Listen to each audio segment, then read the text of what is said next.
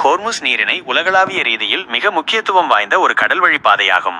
அதன் முக்கியத்துவத்திற்கான சில காரணங்கள்: உலக எண்ணெய் மற்றும் எரிவாயு விநியோகத்தின் மையப்புள்ளி. பாரசீக வளைகுடாவை ஓமன் வளைகுடா மற்றும் அரபிக்கடலுடன் இணைக்கும் ஒரே கடல்வழி இது.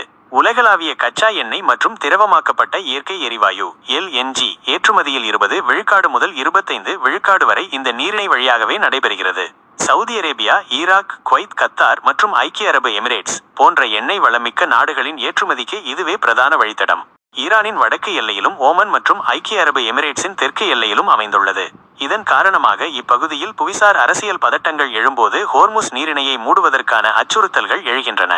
இது உலகளாவிய எண்ணெய் விலையில் பெரும் தாக்கத்தை ஏற்படுத்தும். சர்வதேச வர்த்தகத்தின் உயிர்நாடி. உலகளாவிய வர்த்தகத்திற்கு இது ஒரு முக்கியமான இருப்பிடம். இதன் வழியாக செல்லும் எண்ணெய் மற்றும் எரிவாயு விநியோகத்தில் ஏற்படும் எந்தவொரு இடையூறும் உலக பொருளாதாரத்தில் பெரும் தாக்கத்தை ஏற்படுத்தும். இந்தியா தனது கச்சா எண்ணெய் இறக்குமதியில் பெரும் பகுதியை மத்திய கிழக்கு நாடுகளில் இருந்து பெறுகிறது. இதில் சுமார் 40 விழுக்காடு ஹோர்முஸ் நீரிணை வழியாகவே வருகிறது. எனவே இந்த நீரிணை மூடப்பட்டால் இந்தியாவிற்கு கடுமையான பாதிப்புகள் ஏற்படும். இந்த நீரிணையின் குறுகிய தன்மை காரணமாக கப்பல் போக்குவரத்து மிகவும் கட்டுப்படுத்தப்பட்டுள்ளது. இதனால் தாக்குதல்கள் அல்லது கடத்தல்களுக்கு வாய்ப்புள்ளது. இது சர்வதேச கடல்சார் பாதுகாப்பிற்கு சவாலாக உள்ளது. சுருக்கமாக, ஹோர்முஸ் நீரிணை உலகளாவிய எரிசக்தி பாதுகாப்பு, பொருளாதாரம் மற்றும் புவிசார் அரசியல் ஸ்திரத்தன்மைக்கு மிகவும் அத்தியாவசியமான ஒரு கடல்வழி பாதையாகும்.